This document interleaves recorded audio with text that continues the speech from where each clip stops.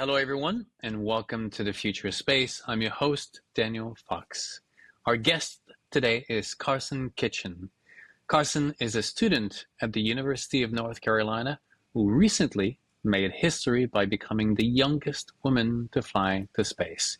She crossed the Kármán line, which marks the internationally recognized boundary of space, on board Blue Origin's new Shepard spaceship during the NS-26 flight on August 29, 2024. Kitchen recently founded Orbitelle to provide educational opportunities and help young women to find their place in space. The group encourages women who are not pursuing STEM education, as the industry needs employees with various backgrounds. Orbitelle plans to implement programs and visits to schools across the country to educate girls about astronomy and the diverse opportunities in the aerospace industry. Karsen, welcome to the Future Space. Thank you for having me. I feel very honored to be here. Absolutely. So how does it feel to be back on Earth after experiencing the sight of the planet from the Kármán line? That's a loaded question. I said this before, but I feel like I got reborn. I get to experience everything with the new perspective, and I get to look at all of these worldly processes and even human interaction in a different way. So it's kind of like a third eye has been opened for me. Everything kind of captivates me in a different way now. So I'm enjoying my life, grateful for everything, grateful to be here. So how was the getting there? I know that I was talking to some friends of mine who were involved with Blue Origin and the training leading up, right? When you get to the launch space and you guys move into the village, and then there's a lot of training going on. But was there also any preparation to process the experience that you were going to have in terms of emotion, or in terms of what to focus on once you're up there? Do they tell you to look out the window so you can take in the view, or how does it go? I think a big factor for them when cultivating experience for astronauts is letting their astronaut decide what exactly they're in space to do. And everyone has a different mission, everyone has a different experience they're wanting to have, a different goal. I had previously attended a zero-G flight, so I wouldn't say familiar, but I had experienced the feeling of weightlessness. So my main goal when it came to being in space was to truly just soak in the entire moment. Not as much to do as many cartwheels and flips that maybe some of my other crewmates were doing, but really just to look out that window and witness this historical, for me, moment, to be able to see our Earth as a whole rather than play a part in it. When it came to emotional training, that was left to do on our own. One of the most interesting parts of my emotional training was having to come to terms with my mortality, was having to come to terms with the fact that I could die, and that was something I'm not familiar with. And there's a lot of chances during the flight where things could go wrong, specifically if the capsule doesn't separate from the booster, where you could just be completely floating in space until you kind of asphyxiate, until you run out of air. So I did a lot of emotional preparation with my father because he had experienced that and had done some of a similar emotional training. But yeah, a large portion of my emotional training was having to come to terms with the fact that I could die. And I was weirdly comfortable with the knowledge that if I was going to die, I was going to die in space, which I feel like, for me, the best place. That's where I'd want to go. So yeah, that was probably the most intense part of my emotional training. I understand that you just mentioned Jim, your father also went up in a previous Blue Origin flight. Did you want to go up before he went up? Or was that the competition that set in once you saw him? You're like, you know what? I want to do that too? I seriously have been interested in space since I became a conscious being. It's been a goal of mine ever since I developed my own individuality. My father didn't talk a lot about his interest in space growing up. That wasn't something that he tried to push onto me at all. That was something I fully cultivated on my own. Growing up, he was always a big traveler. He was traveling for months on end to various countries around the world, and so my main perception of him was not as a space geek, but rather as a travel buff. And so when I learned that he was going to space, my initial understanding was that it was the final frontier of his travel journeys. And space had always been something that had interested him, but I had cultivated a separate interest where my interest in space exploration translated to my interest in traveling the planet, and it kind of was the opposite for him. So we both have an interest in space. I would say that I probably have a more intense interest than him, and I remember very vividly when he told me that he was going to space. Obviously, I was super excited for him. It's an incredible opportunity, but I was also met with some feelings of I was mad. I was like, I should be the one going to space. I should be the one going to space. I'm the one in this family who wants to dedicate my life to the space industry.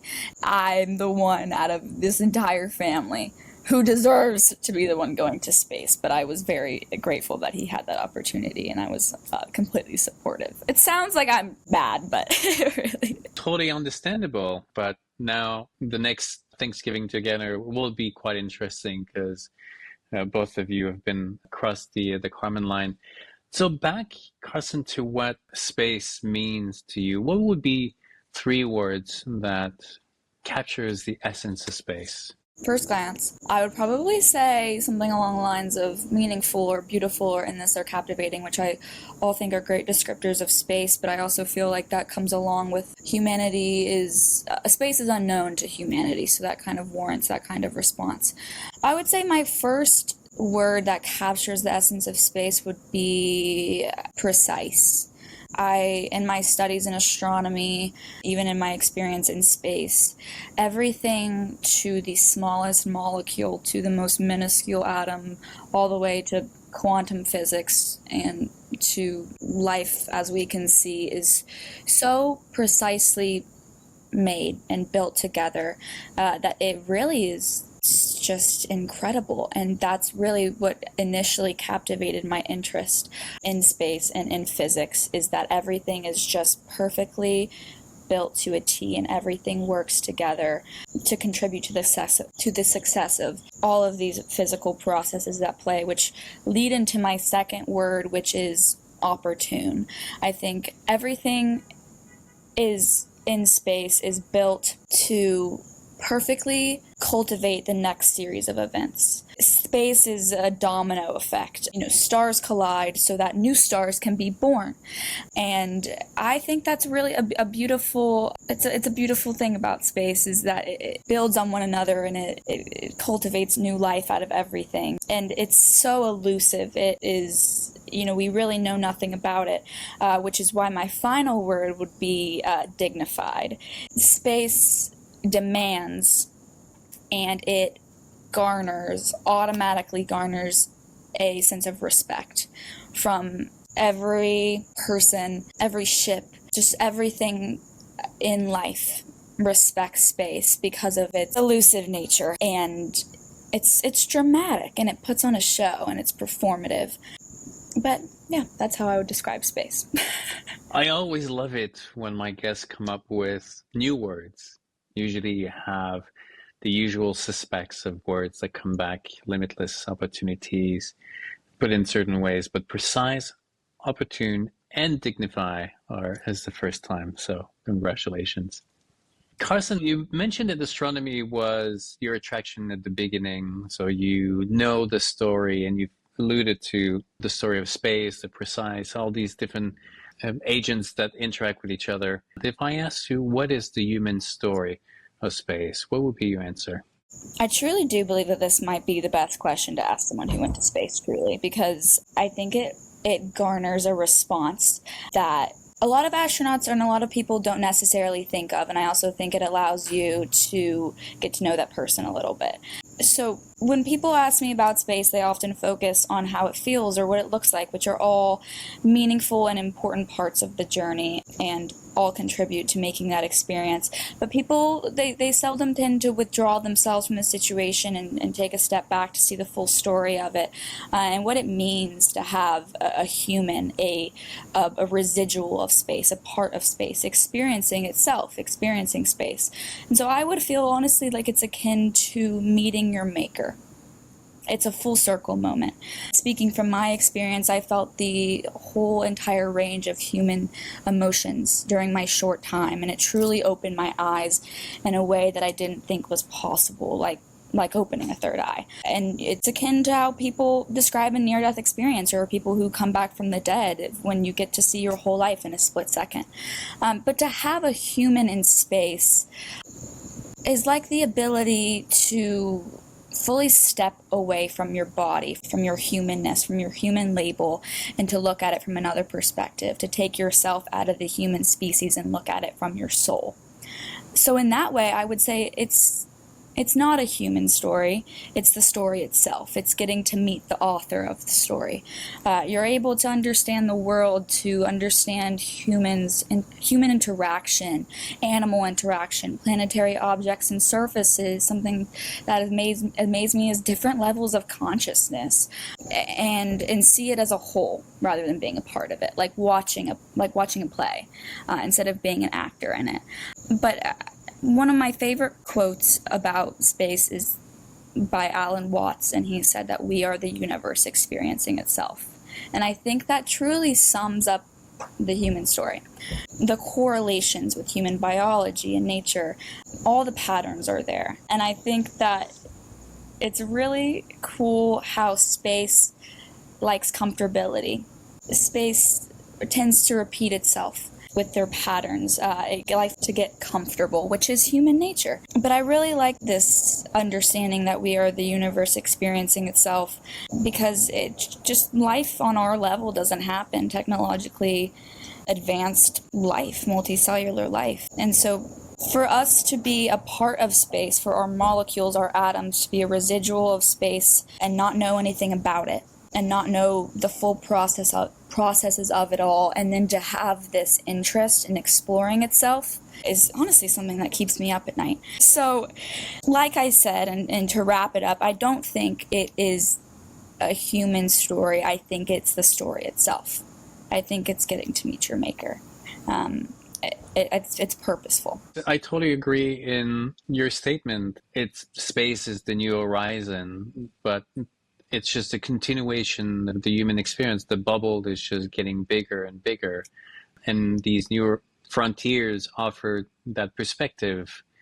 And when you are born in a small village and you climb up in the mountain, and then you look back and you start to see everything connected, and you see where you grew up and where you went, and you can see where the river comes from and where everybody kind of roams.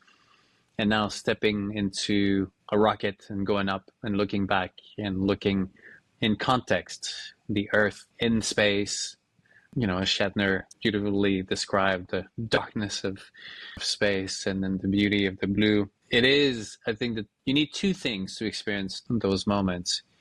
You need the perspective, but you need your body to be in a vulnerable place, to be outside this comfort zone, so that it can take in. Because if it's too comfortable, then you control the narrative, you control the experience. But unfortunately, I think in the future, as more and more and more people go up and they become safer and it's less of a groundbreaking moment, the power of a reflection might become less frequent, as much as when now we fly into a plane, no one really thinks about it. They just look out the window, not realizing exactly the incredible opportunity that we have today. Absolutely. One of my favorite little thinking exercises to think about is a big goal of the space industry, since it is such an incipient industry and has significant growth potential, is to build the culture in space. Because historically, it's been a male-driven field, but it's also been a majority of engineers and scientists and physicists. But in order for a culture to succeed, and honestly, for the ability to cultivate a culture, you need all different parts of society. And there's not a lot of jobs in the space industry that think about that, kind of cultural architects of what exactly our judicial system will look like in space. How, what would happen if someone commits a crime? What would prayer look like in space? How would we build worship sites? So I think, as you mentioned, to build on that, it really does bring a whole new perception of culture and life as we know it to the surface. So you just mentioned about praying and faith in space. How do you think religion is going to evolve as we kind of radically change some of the fundamentals of the human story, right? And so far, it was done and communicated in a certain way, and now we're about to go beyond. If we find life on other planet, how do you think faith is going to evolve? I think faith and spirituality are incredibly important parts of humanity. Humans are very uncomfortable with the knowledge that we don't really know what happens after we die. Humans are very uncomfortable with the unknown. So in order to, kind of not to be fatalistic, but to have a life's purpose, they need an end goal. And that's where faith comes in. And a lot of people's faith is that we return to our Earth. I honestly think that it will change in a way we don't really understand. I think that as more people tend to go to space, they might start to lessen their idolization of human species and rather the bigger processes at play, such as the universe. I think that a big level of worship will be the universe itself. That is the vehicle for exploration. So when people start to live and work in space, they'll worship their environment rather than a unknown person or religion. Does that make sense? No, absolutely. And I think they're also going to create more value to where we come from, because experiencing the conditions of space, how harsh it is and how precious the earth is, then everything has been put in perspective, and now you have an incentive to have value. I honestly think, even from my perspective, as you mentioned, like the rarity of having this incredibly large, like so large that our human pea brains can't even comprehend, and to have this one small little bubble that's created this amount of life that is capable of putting something in space, but also creating AI, will shift our perception of faith and maybe eradicate it. So we'll start to, kind of worship ourselves and look to ourselves for motivation and inspiration rather than looking for an otherworldly source, because we've already arrived there. And to look back in space and look where that planet has come from, and that out of the 4.5 billion years that planet has been there, for only 300,000 of those years humans have been a thing, and at the end of that we have now billions of people living in space. So let's just hoorah and worship ourselves, because look where we've come from. I'm okay with this. I'm okay with having this be my story. I don't need a big grand party at the end of my life to welcome me. I'm good with what I have. To experience life, to what it has to offer, and then to participate into taking it way beyond. I mean, as we know of, we're the first species who's about to take life beyond Earth. And if you look at life, and not that I want to say that life as an entity and a personality, but if you're going to be investing billions of years in developing life and growing in complexity, it would be such a shame to remain on this tiny speck in the grand universe, because ultimately it will disappear because of the sun. And if it remained here when there's so much more, it would be kind of sad. So for the first time, we are the ones who are able to carry that beyond. While there's obviously a huge place for humility because nature is much bigger and space is much bigger, we do carry a responsibility by moving it beyond and onward. And I look forward for a future where there's going to be billions more into space and all these different stories. There's going to be thousands and thousands of stories as we move beyond, of people who are going to discover, have their lives, they're going to cry, they're going to laugh, they're going to be born, they're going to die, and all this is going to happen beyond just this tiny speck where we are. So Orbitelle. So tell me more about how it became your project and what is your goal with it? I have experienced a lot of pushback, and I have a lot of other women in my life who have experienced a lot of adversity and calamity when it came to trying to succeed in a STEM field, and has been rewarded with you're a girl or you look a certain way, so you really wouldn't fit here because I don't think that you can do it. And growing up, this is nobody's fault, but how our education system is built up, the typical image of a scientist is as a male. Do you think educational agents like Bill Nye the Science Guy, great guy, I loved him growing up, or Tim and Moby, those aren't nonverbal cues to young students that the typical image of a scientist is a male. And growing up, when you start to experience the initial feelings of insecurity and jealousy and comparison, that can be a lot to handle, along with the prevalence of men naturally tending to succeed in scientific and mathematical driven fields. So my main goal, and I experienced all of that, and I was very discouraged up until a couple of years ago to get up and try again in the space industry, just because I didn't think I was going to be able to do it for a multitude of reasons. But my main goal, and the reason why I started Orbitelle, is to catch women, to catch young girls before they decide that they can't do it. And that is it's a different time in everyone's life. And it happens at a different place, but it happens in a similar period, I think sometime during middle school or high school, where you just think to yourself, okay, well, you know what? I like science, I like engineering, or I like astronomy or biology or chemistry, but I'm not doing that well. It's hard for me, and the other students are doing better than me, and they're not even studying, and I'm also being told by society that I have to fit in a certain look to be able to succeed in that field, and I'm also just tired, and I'm experiencing pubescence, so let me just quit.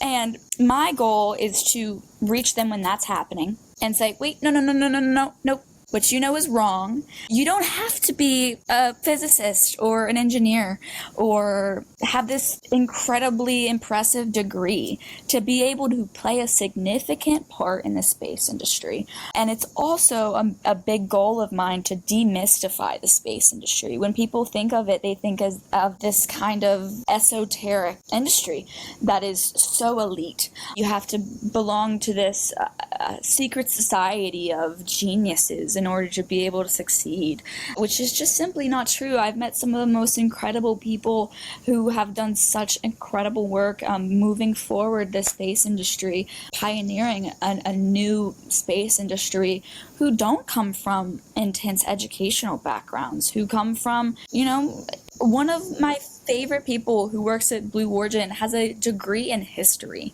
and is making incredible strides in the space industry. And people put a lot of emphasis on education, which is very important and very necessary when it comes to building a career for yourself. But I think the more important thing is building a personality that can actually contribute rather than just a set of facts. And so that's really my main goal, and my job is to communicate to women, to these young girls, by showcasing to them these stories of individuals who, like that history major, found their way into the space industry. Because I've experienced, and I'm sure you've experienced, that when people say, oh, just get up and brush yourself off, you can do it. That you're like, okay, says you. You don't know what I'm going through. You don't know what I'm dealing with. So I'm going to be like, okay, well, I'll do you one better.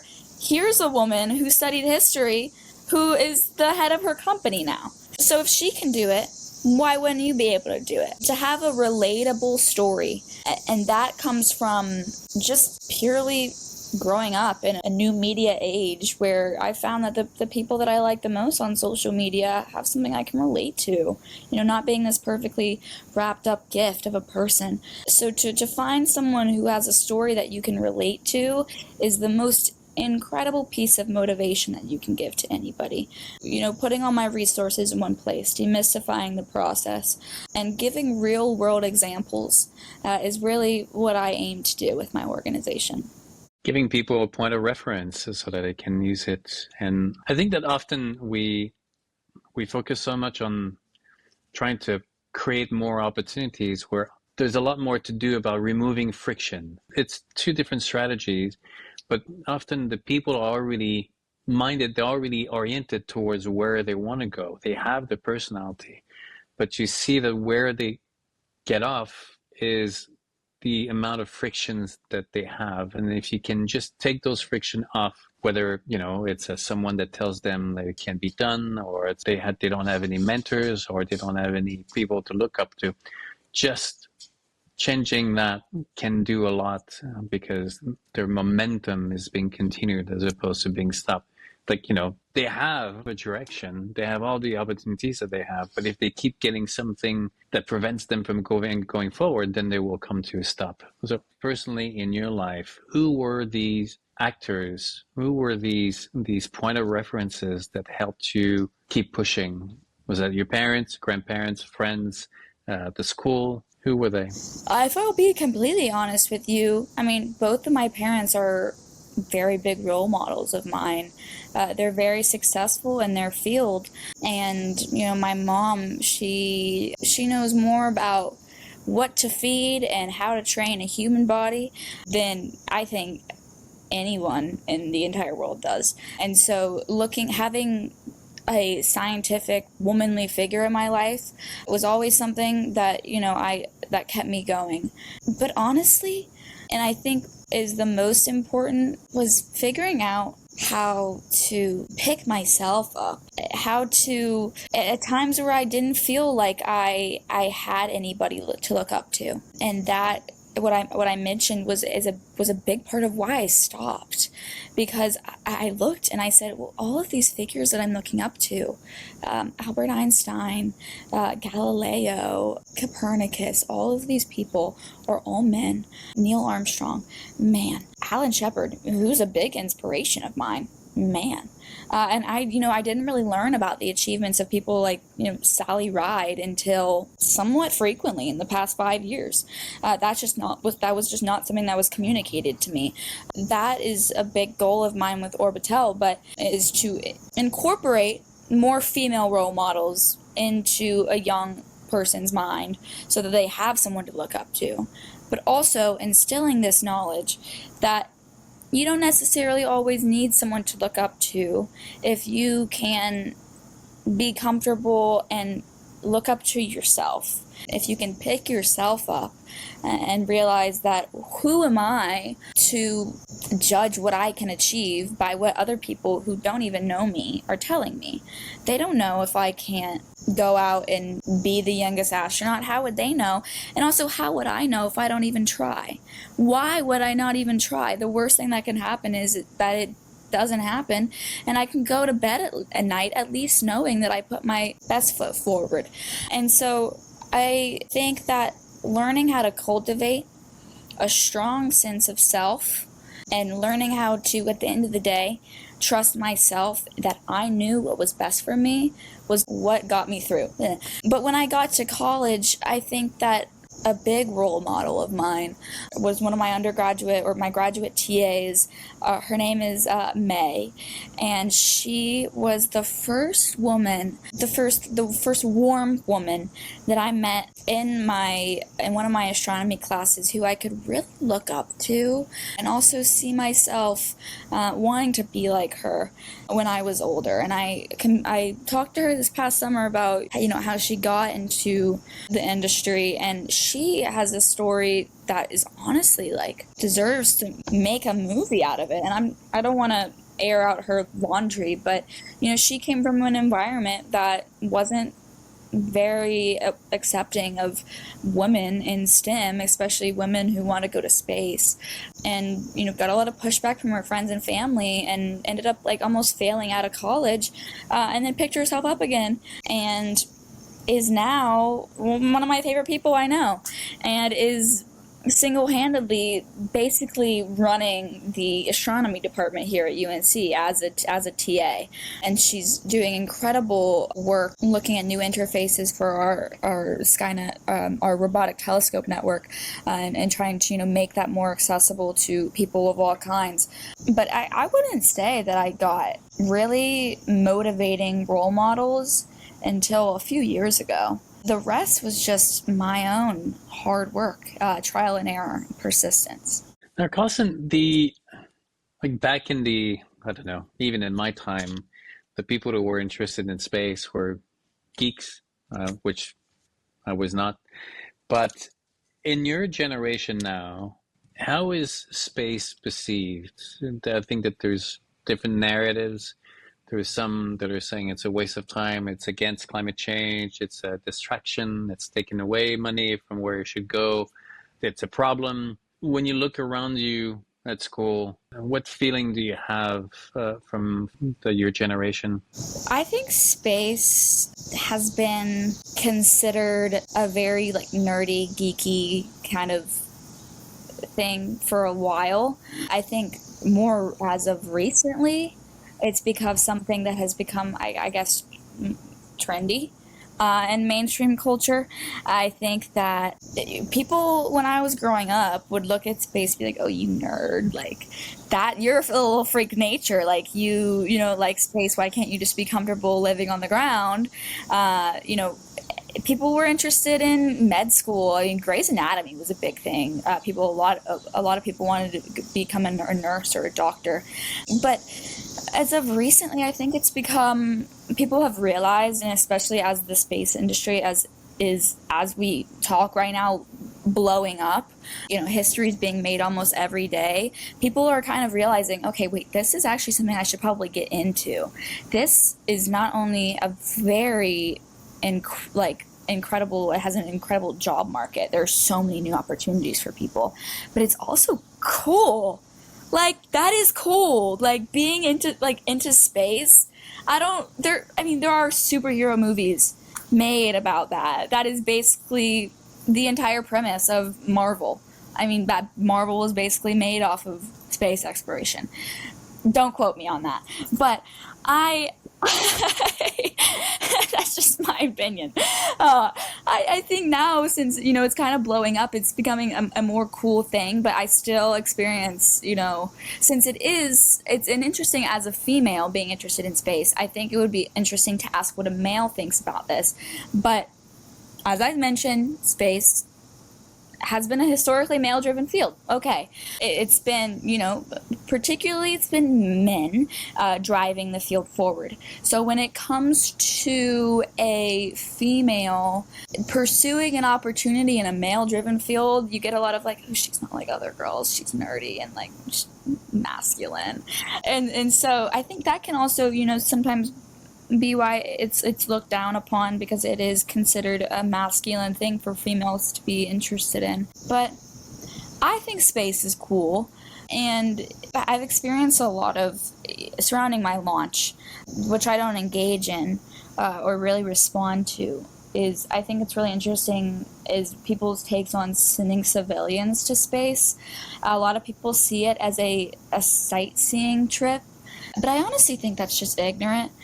I don't think people tend to really understand the goal of why we're sending civilians to space. It's kind of like in ancient civilizations when they would send one person like Christopher Columbus or something into the unknown and be like, okay, report back and tell me if it's scary or not.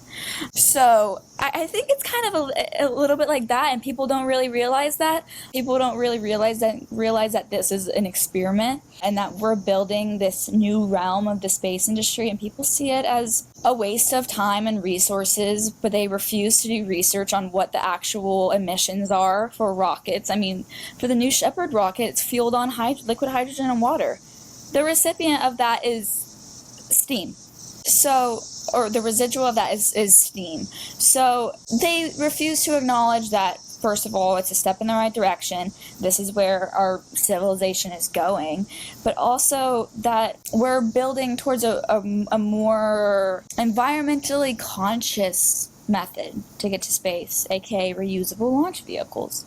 Absolutely. You can remind people that just their digital footprint actually consumes a lot of energy, right? All their emails and their cloud photos actually consumes more energy than anything else. I'm like, you're posting a picture of on boycotting the iPhone 16, and then the next picture you post is your selfie with your iPhone in the mirror. I'm like, okay, it's a pot calling the kettle black. So I don't really have anything to say to that.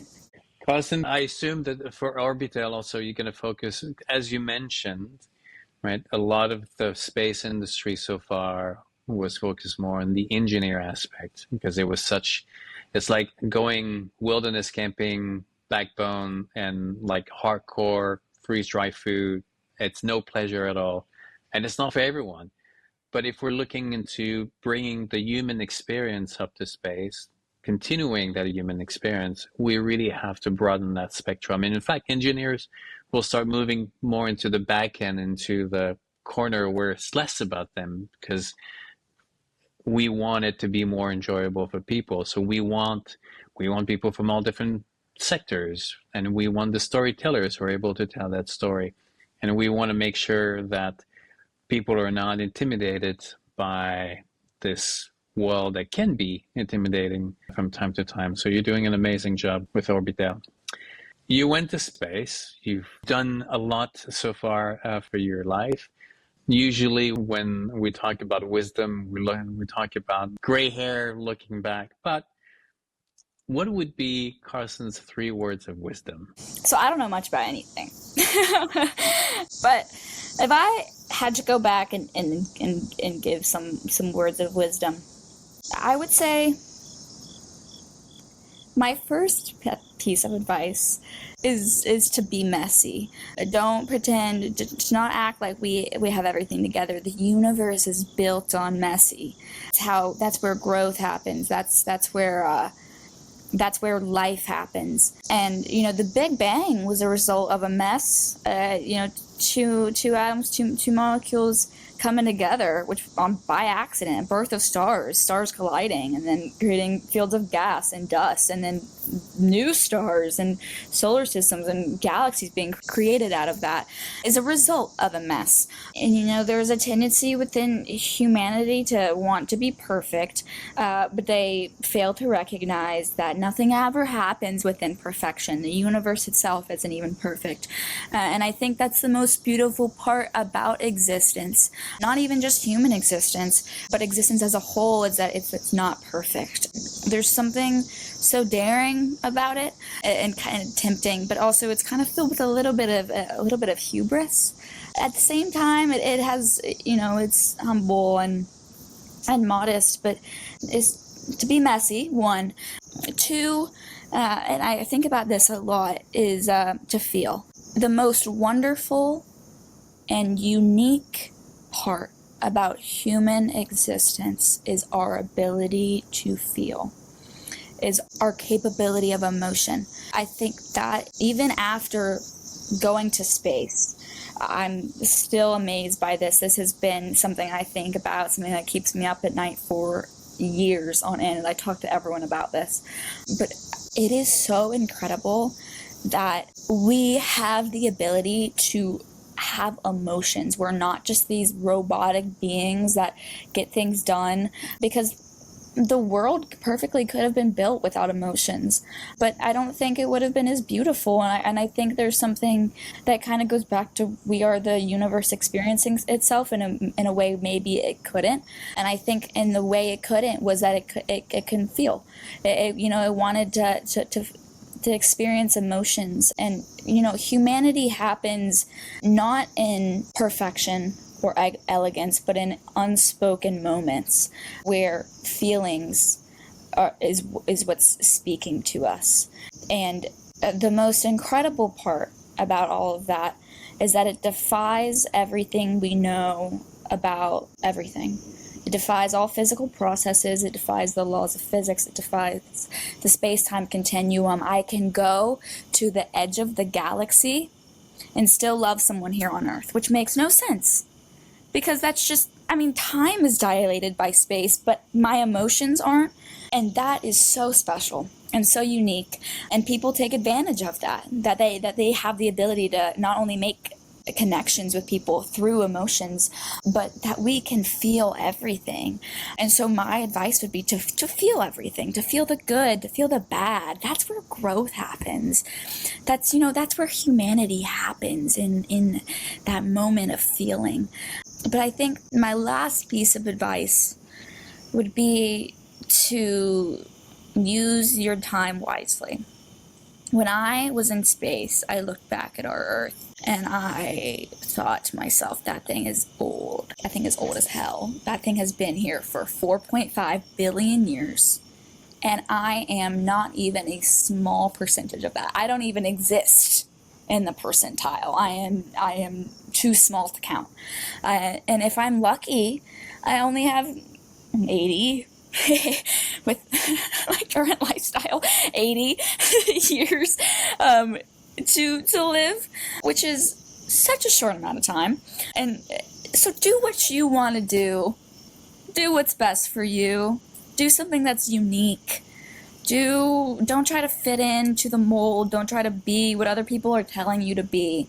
You're not going to be happy that way. At the end of the day, it's just you and yourself. And when I was in space, I thought a lot to myself, but I also thought to myself, and not in a depressing way, in like the most beautiful way possible. We enter the planet the same way we come in, alone.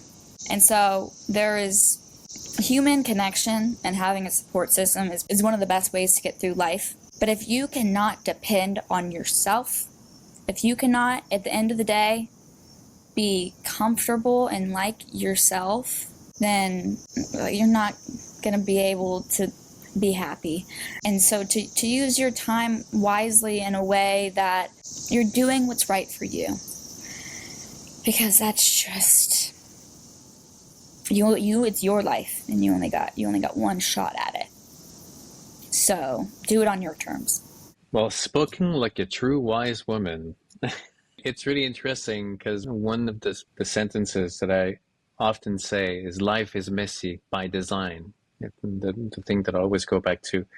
People look at nature thinking that nature is perfect. I'm like, no, nature is actually the opposite. It doesn't want perfection because there's nowhere to go if things are perfect. And what it wants evolution, it wants disruptions, it wants conflict. So you have to embrace the chaos and these ups and downs, because that's the only way that you can grow, and that's the only way that you can move forward. Karsen, that was a pleasure. Thank you so very much. Thank you so much. When people have a doom and gloom feeling about the world, my answer to them is, you don't hang out with the right people. Because if you hang out with the right people, the mood is really the opposite. I think we're entering a time of discovery, innovation, not to dismiss the challenges and the issues that we have to deal right now.